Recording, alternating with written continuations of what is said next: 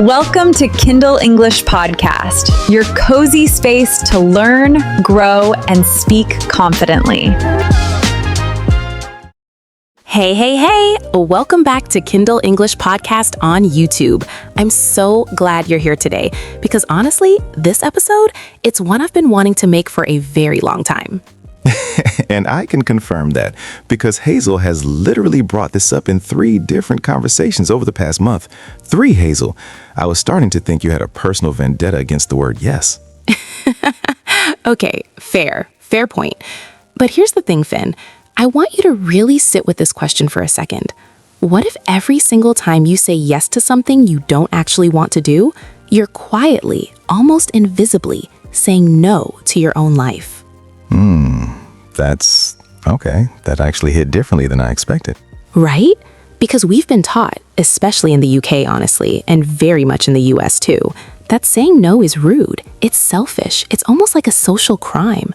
So what do? We overcommit. We stretch ourselves thin. We say, yeah, sure, I can do that. And then we go home and just feel completely depleted. Oh, I know that feeling. That Sunday night dread when you've agreed to 4 things you never actually wanted to do, and now Monday is just looming. And that guilt, that shadow that follows you around even when you do manage to say no, like you've done something wrong just by protecting your own time. Today, we're talking about all of that. How to say no confidently, without apology, without that crushing guilt, and how to actually protect your energy like the successful, boundaried human being you deserve to be. And for all of you joining us, whether you're learning English, working on your communication skills, or you just desperately need someone to tell you it's okay to say no, this episode is absolutely for you. Seriously, hit that subscribe button for Kindle English Podcast. Drop a like if this already sounds like something you needed, and let's get into it. Finn, let me ask you something right off the bat. When was the last time you said yes to something and immediately regretted it? Oh, don't even get me started. Last month, my neighbor asked me to help him move furniture. And I want to be clear, I had already made plans. I had a whole Saturday mapped out, and I heard myself go, oh yeah, no worries, I'll be there at 9. And the moment the words came out of my mouth, I was like, why? Why did I say that? The automatic yes, that's such a real thing. It's almost like a reflex, isn't it? Someone asks, and before your brain even processes it, your mouth has already committed you to something. You know, there's actually a word for that kind of automatic, unthinking compliance. I think it's called being a pushover. Just kidding. But no, you're describing something that psychologists call people-pleasing. And honestly, it's way more deeply rooted than most of us realize. It really is. And here's a phrase I want to introduce right away because we'll be coming back to it. The concept of being conflict-averse. If someone is conflict-averse, it means they go out of their way to avoid any kind of disagreement or tension, even at the cost of their own needs. So, conflict-averse, like the word averse basically means strongly opposed to or wanting to avoid something? Exactly. You'd say, I'm averse to risk, meaning you avoid risk, or she's averse to confrontation. And when you're conflict-averse, you say yes just to keep the peace, even when every part of you is screaming no. That's genuinely most people I know, myself included, if I'm being real. Same, Finn. And that's exactly why we're here today. So here's what I find so fascinating about this whole topic. Saying no isn't just a communication skill. It goes way deeper than that. It's tied into how we were raised, what we were taught about politeness, about being good, about what it means to be liked. Yeah, I think about growing up in England, right? And there's this, I don't even know how to describe it, this almost cultural pressure to be accommodating. Like the stereotypical British politeness thing isn't just a joke. You're genuinely raised to not make a fuss, not cause trouble, keep things pleasant. Oh, the keep calm and carry on mentality taken to its absolute extreme. Right. Like I once apologized to a door I walked into. A door, Hazel? It cannot hear me. It does not have feelings. And yet, oh, sorry. Okay, but that's honestly so relatable. In the US, there's a slightly different version of it. It's less about not causing a fuss and more about this deep-seated need to be perceived as a good person. Like if you say no, you worry people will think you're cold or difficult or, here's a big one, selfish. And is selfish used the same way in American English as in British English? Because I feel like Americans weaponize that word in a really specific way. That's such a good observation. Selfish, when someone uses it as an accusation, like, you're being so selfish, it's basically saying you're putting your needs before others, and that's morally wrong. But here's the thing, there's a word I want to bring in here, the idea of being self-serving. Now, self-serving has kind of a negative connotation in casual usage, meaning you're only doing things to benefit yourself, possibly at others' expense. Right, like a self-serving argument, an argument you make mainly because it benefits you, not because it's objectively true. Exactly. But here's the reframe that changes everything. There's a huge difference between being self-serving and being self-preserving. Self-preservation is protecting your own well-being. It's not selfish, it's necessary. Ooh, self-preserving versus self-serving. Those sound similar, but they're so fundamentally different in meaning. They really are. And so much of learning to say no is about understanding that protecting your time and energy is self-preservation, not selfishness. You know what this reminds me of? There's this concept I came across. I think I was reading something about cognitive behavioral therapy, actually. The idea of enmeshment, where your sense of self-worth becomes so tangled up with other people's approval that you literally don't know where their needs end and yours begin. Enmeshment. I love that word. It comes from the word mesh, like a net or a web. And when you're enmeshed with someone, whether it's a family member, a partner, a boss, your emotions and needs get so intertwined with theirs that saying no to them literally feels like you're betraying yourself. That's actually really profound and kind of heartbreaking when you think about people who've been raised in environments like that. It is. And I think a lot of us, Finn, more than we'd probably admit, carry some degree of enmeshment from childhood. The kid who learned that their parents were happiest when they were compliant. The teenager who discovered that agreeing meant less conflict. And that wiring just stays. It becomes your default mode. Until you consciously decide to rewire it, which is what this whole conversation is about. Okay, but I do want to push back on something a little bit, because I think there's a version of this narrative that can go too far, right? Like, not every yes is a trauma response. Sometimes you genuinely want to help. Sometimes saying yes is the right call. Oh, I 100% agree with that, actually. The goal isn't to become someone who reflexively says no to everything. That's just a different kind of dysfunction. Okay, good, because I was sitting here thinking, am I about to spend an hour being told that every time I helped someone, I was actually self-destructing? No. The goal is what we'd call discernment, the ability to thoughtfully assess a situation and make a conscious, intentional choice. Not a knee-jerk yes, not a defensive no, a considered response that actually reflects what you want and what you have capacity for. Discernment. That's a word you don't hear in everyday conversation enough. What's the distinction between discernment and just good judgment? They overlap quite a bit, honestly. But discernment tends to imply a deeper kind of wisdom, almost an intuitive quality. Like good judgment might be logical. This is the right decision based on the facts. Discernment is more, I can sense what the right thing is here, even if I can't fully articulate why. So discernment is judgment with a gut check component. That's actually a perfect way to put it. So let's talk about the guilt, because I think that's what stops most people, right? It's not that they don't want to say no. It's that the guilt that follows feels so unbearable that they'd rather just agree. Yes, and I think we need to actually unpack what guilt is in this context, because not all guilt is the same. There's healthy guilt, the kind that signals you've genuinely done something wrong, hurt someone, broken a commitment, acted against your values. That guilt is useful. It's a moral compass. And then there's the other kind. And then there's what I'd call manufactured guilt. This is guilt that's been instilled in you, often from a very young age, not because you've actually done anything wrong, but because someone else wanted to influence your behavior. It's guilt that's been essentially handed to you like a piece of luggage. Oh, wow. That's such a sharp way to put it. Manufactured guilt. Like it's a product someone made and gave to you. And the insidious thing, insidious is such a good word for this. Something insidious is harmful in a gradual, subtle way, almost sneakily, you know? The insidious thing about manufactured guilt is that it feels exactly like real guilt. It has the same physical sensation in your chest, the same intrusive thoughts. You can't always tell in the moment which kind you're dealing with. Insidious. Like a disease that spreads without you noticing. Exactly. And in the context of saying no, most of the guilt we feel when we decline a request, manufactured. It's not because we've wronged someone. It's because we've been conditioned to believe that our worth is measured by our availability. Okay, that one I need a second with. Our worth is measured by our availability. And that's something so many of us have been taught without knowing we were being taught it. Right? It creeps in. In the UK especially, there's this whole culture around being useful, being helpful, being the reliable one, being the person everyone can count on. And those things are genuinely beautiful qualities.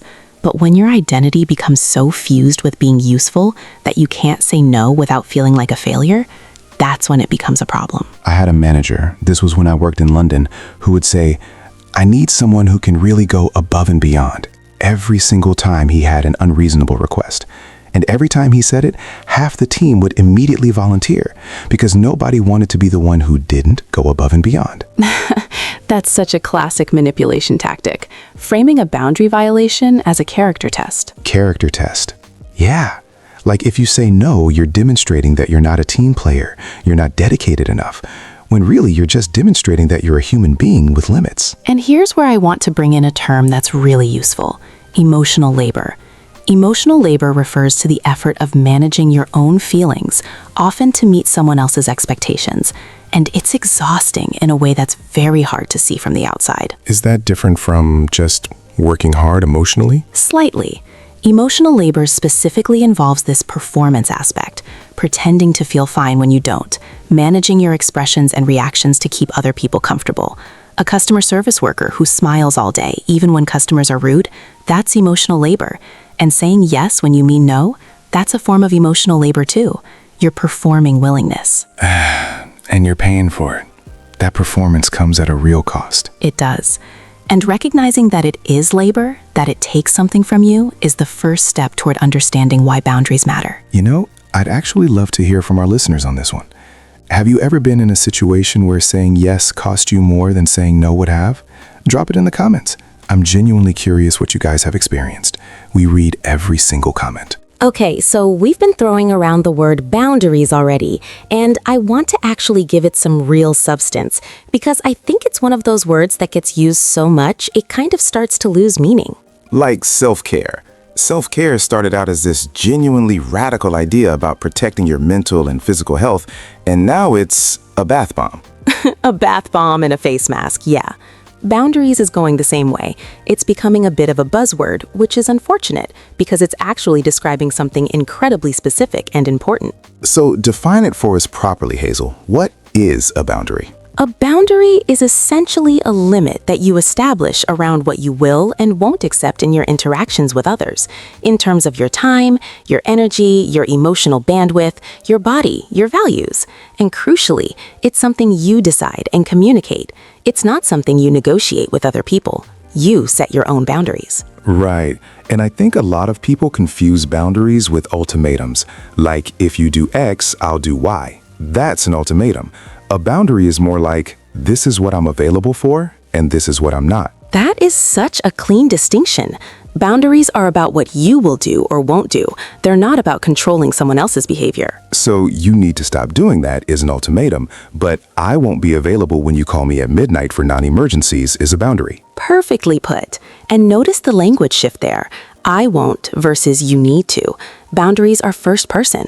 They're about your own actions, your own choices. Okay, but then how do you actually communicate a boundary without it sounding cold or harsh? Because I think that's where people freeze up. So there are a few different frameworks people use, and I don't want to be too prescriptive about it because what works really depends on the relationship and the context.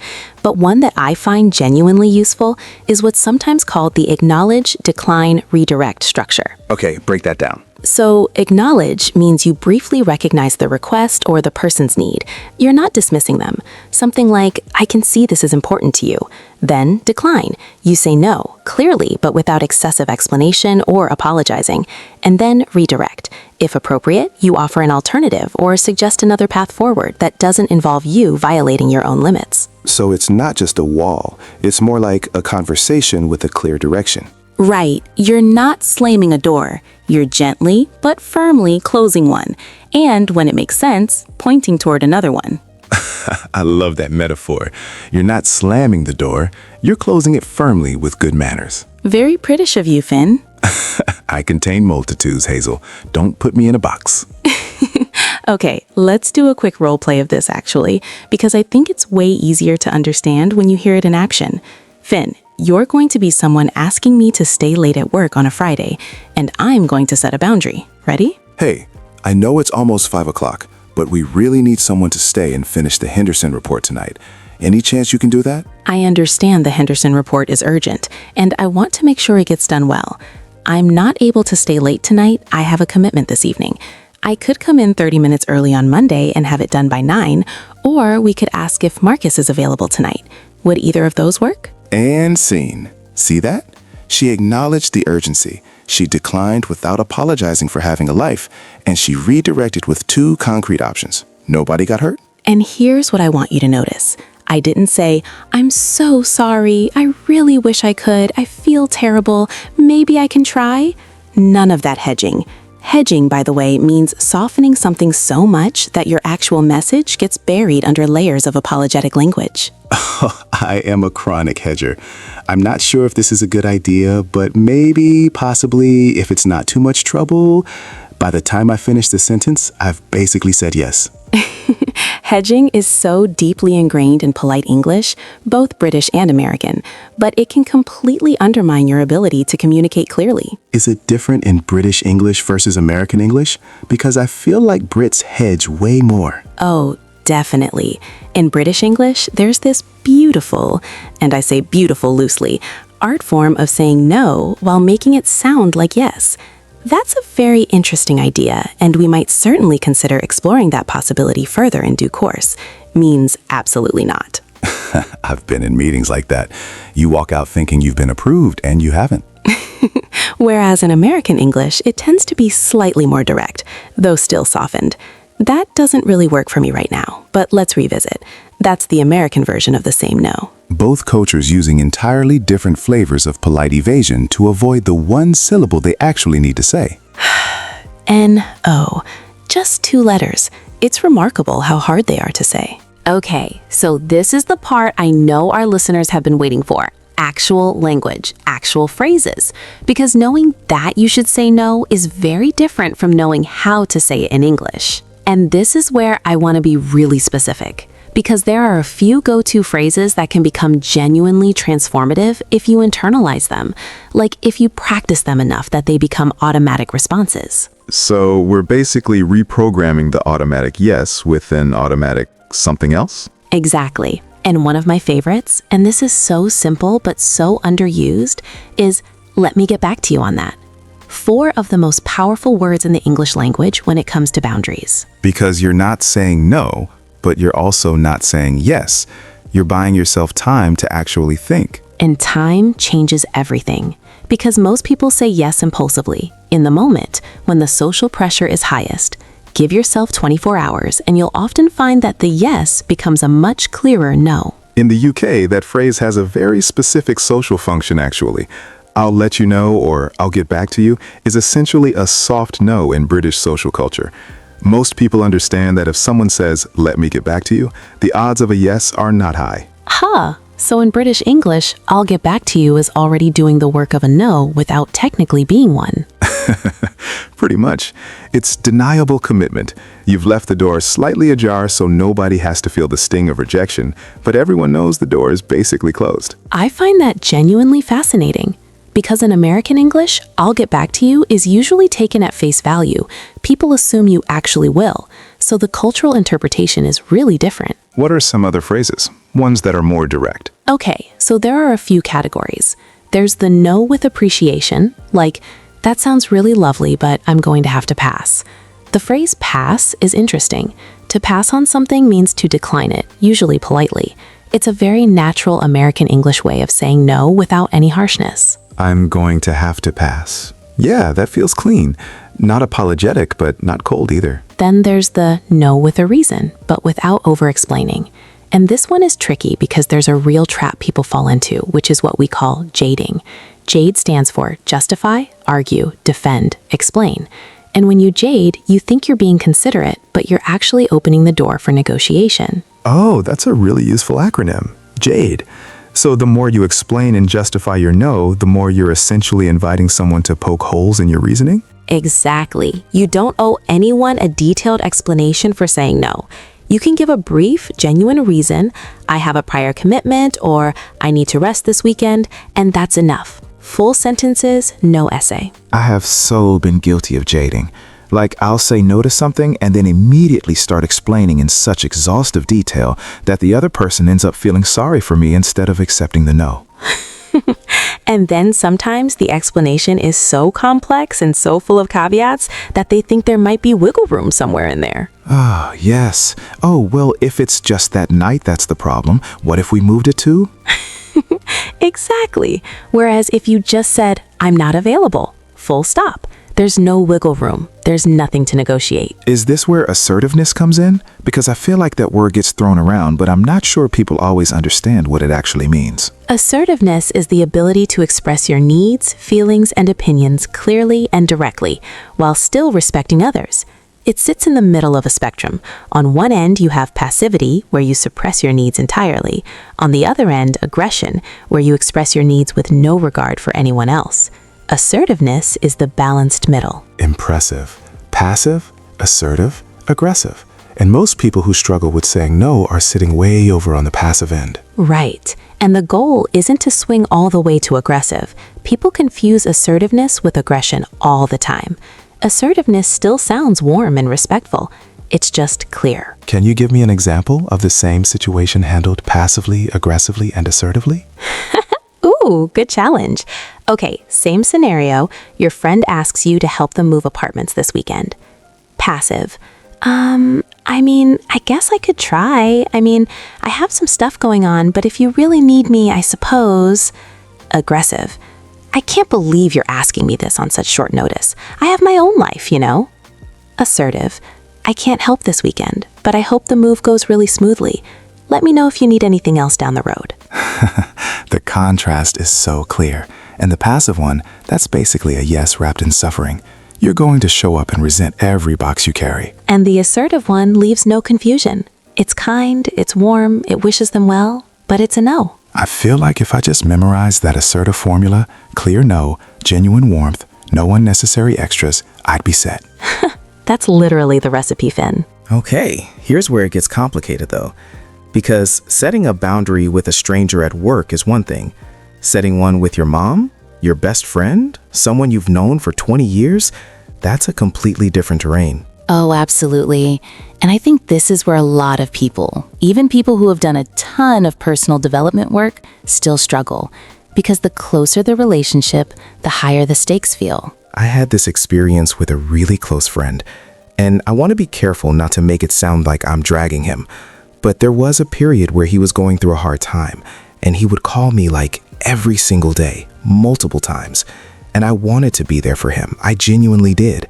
But I was also going through my own stuff, and those calls were starting to drain me completely. And how long did you let that go before you said something? 4 months. Finn!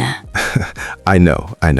4 months of picking up that phone, feeling like I was going to therapy myself, and then feeling guilty for even thinking that. And that guilt is so real. Because you love this person. You want to support them. And somewhere in your head, there's this voice saying, a good friend doesn't set limits on care. That is exactly the voice, word for word. But here's the thing that nobody tells you. You cannot pour from an empty vessel.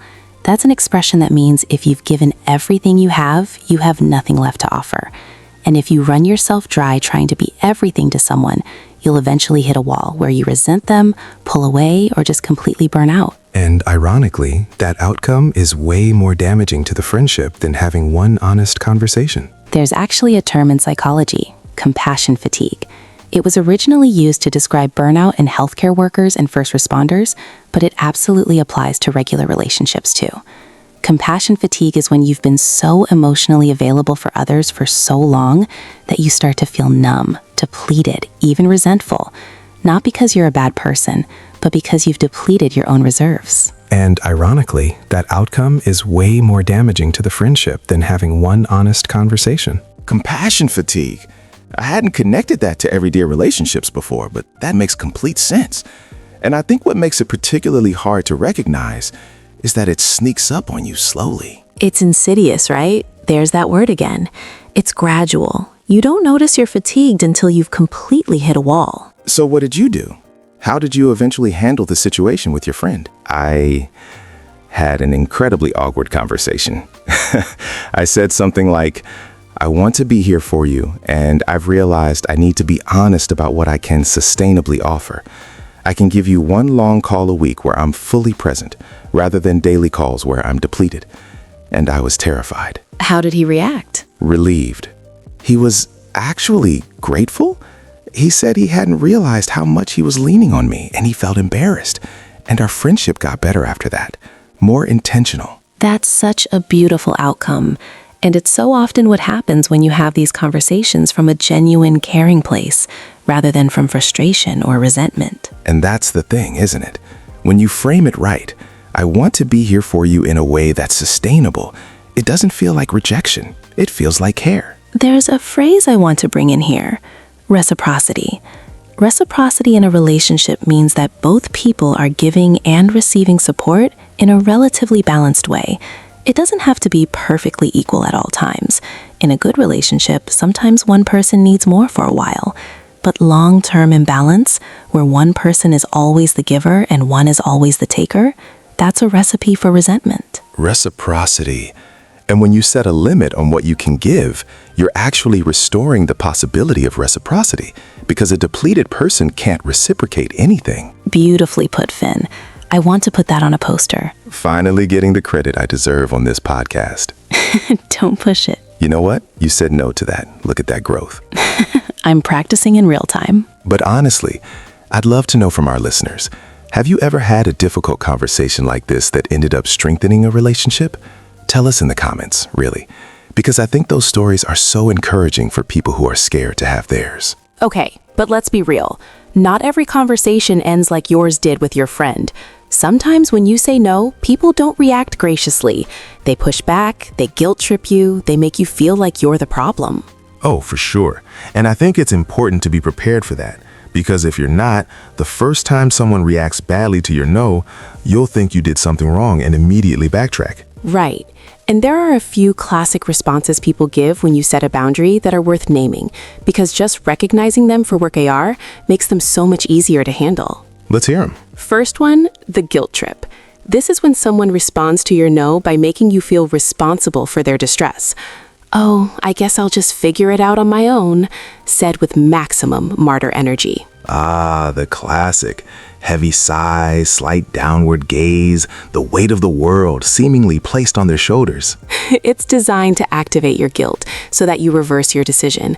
And the key here is to recognize it as a manipulation tactic, not necessarily a conscious one, by the way. Many people guilt trip without realizing they're doing it. It's a pattern they learned. So how do you respond? You hold the line with warmth, but without wavering. Something like, I'm sorry this is difficult. I'm sure you'll find a solution. Acknowledging the emotion without reversing your decision. That's elegant. You're not dismissing them. You're not being cold. You're just not taking the bait. Warmly. Second one, the minimizer. This is someone who responds to your boundary by making you feel like your reason isn't legitimate.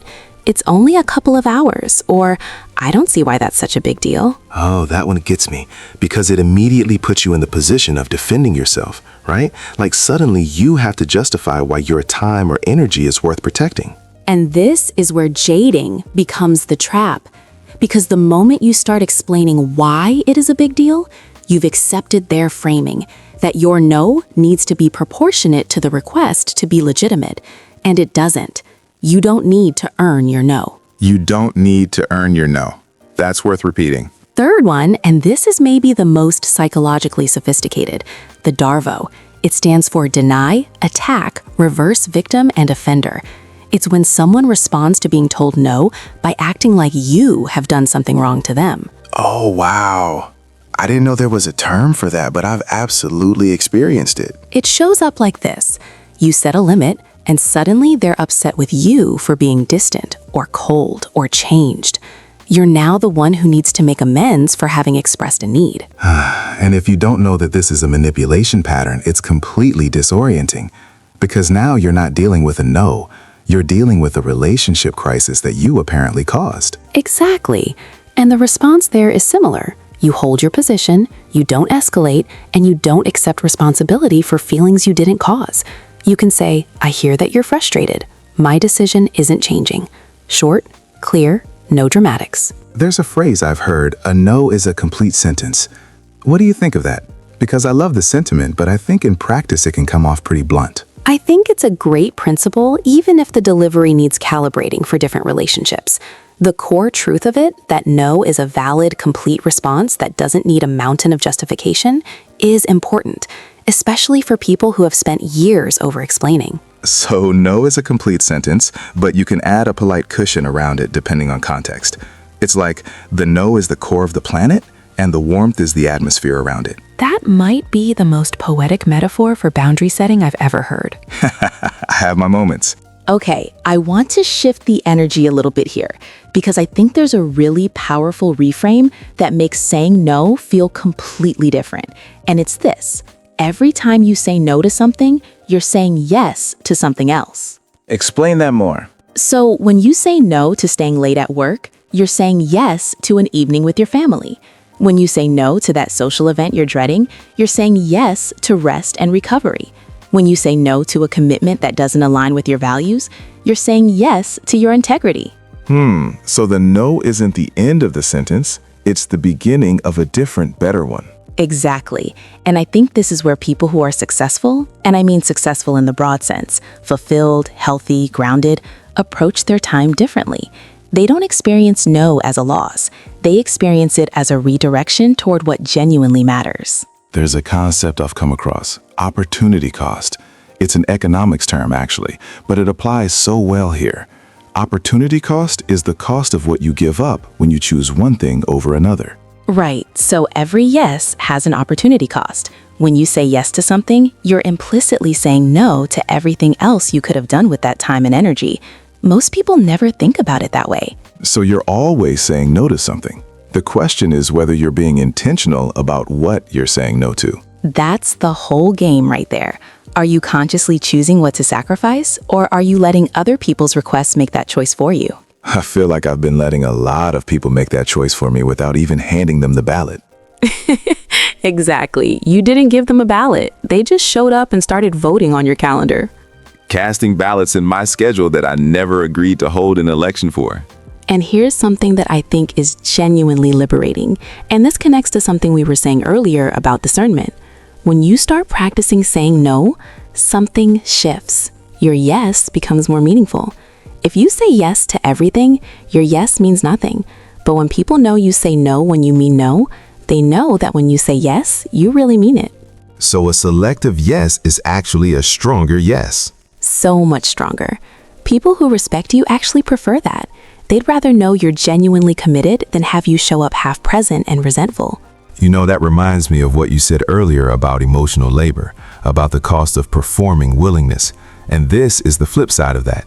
When your yes is real, it requires no performance. You're actually there, actually engaged, actually giving. And you remember it differently. The experiences you chose consciously, they tend to be the ones that actually mean something. I genuinely have almost no memory of the events I attended out of obligation, but the times I chose to be somewhere, even small things, even casual nights out, those I remember. Because you were actually present. You weren't just physically there while your mind was somewhere else, feeling resentful or depleted. Is there a specific word for that? Being there physically but not mentally? Thoughtfully, disengaged is the common one, or there's a more clinical term, presenteeism, which is actually mostly used in workplaces to describe being physically at work but mentally checked out, often because of stress or overcommitment. Presenteeism, that's a workplace term I had no idea existed, and I've definitely been guilty of it. Sitting in a meeting, technically present, but mentally about 2,000 miles away. I think we all have, and it circles back perfectly to why boundaries matter. Because when you protect your energy by saying no to what drains you, you're actually more present, more effective, more human in the spaces you choose to be in. Hey, share this episode with someone who needs it. I'm dead serious. I can think of at least 3 people in my own life who need to hear this conversation. If you've got someone like that, send it to them. That's the most direct way to support what we're doing here at Kindle English Podcast. All right, let's get practical, because I know we've covered a lot of the why and the philosophy, and I want to make sure we're giving you actual tools to take away from today. Yes, less philosophy, more what do I actually do when my phone rings and it's that one friend who always needs something. Right. So let's talk about strategies. And the first one is what I call building a pause practice. And I know practice sounds very formal, but it's actually really simple. It's just training yourself to not respond immediately. Like physically creating a delay? Exactly. When someone asks you something and you feel that automatic yes rising up, pause. Buy yourself time. Let me check my calendar and get back to you is a perfectly polite, completely acceptable response to virtually any request that doesn't require an immediate answer. And in that pause, you're doing what? Just feeling it out? You're checking in with yourself. There's a phrase, body check, where you literally notice how your body is responding to the request. If you imagine saying yes and your chest tightens, your stomach drops, you feel a sense of dread, that's useful information. That's your body telling you something your mouth was about to override. That is so interesting. So physical sensations as data. Absolutely. A lot of us have learned to override our body signals so thoroughly that we've lost access to them. Relearning to listen to them is actually part of the process. Okay, what else? Give me the next strategy. Firmly. Second strategy, scripted responses. I know it sounds a little robotic, but having a few go-to phrases that you've practiced means you're not improvising under social pressure. We've touched on some of them, but I'd add, that's not going to work for me. Very clean, no explanation. I don't have the capacity for that right now. The word capacity is useful because it's matter of fact without being personal. It's not I don't want to, it's I don't have the resources. And capacity sounds professional and thoughtful without sounding cold. Warmly. Exactly.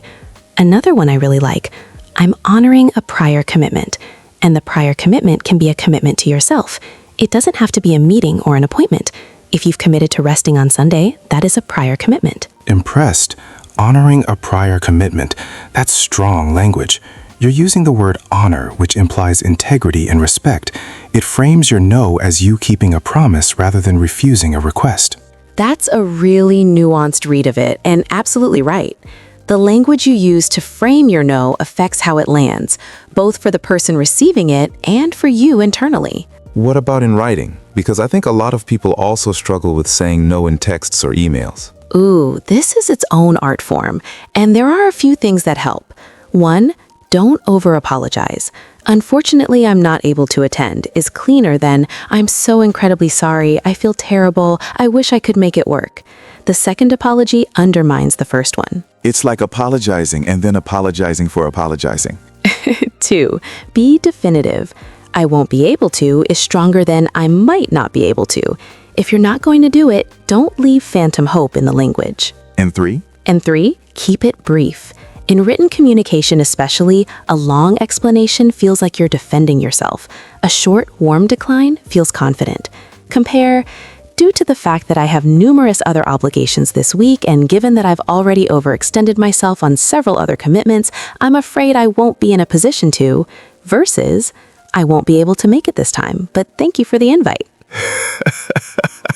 The first one is exhausting just to read. By the time you've finished, you've lost the no somewhere in the middle. And one final strategy that I think is deeply underrated. Allow yourself to feel the guilt without acting on it. Because here's the thing, when you first start saying no, you will feel guilty. That's just the old wiring firing. The mistake is believing that the guilt means you did something wrong. It doesn't. It just means you're doing something new. So the feeling itself isn't the problem. It's what you do with it. Exactly. You can acknowledge it. Yeah, I feel a bit guilty about this. That makes sense, given how I was raised and what I was taught. And then you don't act on it. You let it be there and you move on. It's like the guilt is a weather condition, not a verdict. Oh, I love that. The guilt is a weather condition, not a verdict. It's temporary, it passes, and it doesn't define whether what you did was right. Write that one down, everyone. You know, we've covered so much ground today, from where people-pleasing comes from, to the anatomy of guilt, to actual phrases and strategies for holding your ground. And I keep coming back to this one idea. What's that? Saying no is an act of self-respect. And self-respect is one of the most generous things you can bring to any relationship. When you show up in your own life with clarity about what you will and won't do, you give everyone around you something real, not the hollowed-out performance version of you, the actual, present, energized, genuine version. Yeah.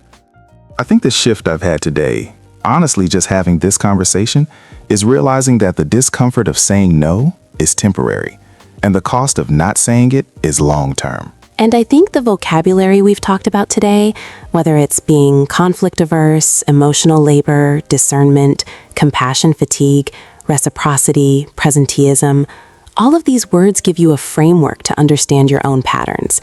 And you can't change what you can't name. That's such a good point. When you have language for something, it becomes real in a way it wasn't before. Like suddenly the thing you've been feeling for years has a name, and that name gives you traction. And that's what English gives you. Not just a way to communicate, but a way to think. A more precise, nuanced way to understand yourself and the world around you. This is what I love about learning English through real conversations rather than textbooks. You don't just pick up vocabulary, you pick up a way of engaging with ideas. And that's honestly why we do this, why Kindle English Podcast exists. So if you've been with us for this whole episode, thank you. Genuinely, from the bottom of my heart, thank you for trusting us with your time. And remember, your time and energy are finite. Every yes is a trade. Make the trades that are worth it. If you got something out of today's episode, please do hit that subscribe button, give us a like, and share this with someone who needs to hear that it's okay to say no. It really makes a massive difference to us. Every share, every like, every comment helps more people find this podcast. We genuinely read every comment. So if you've had an experience with setting boundaries, a moment where saying no actually changed something for the better, or even if you're still working on it and today gave you a nudge, tell us.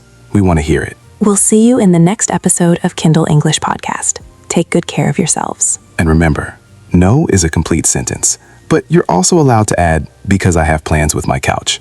Completely valid. Finn approved. Completely Finn approved. Goodbye, everyone.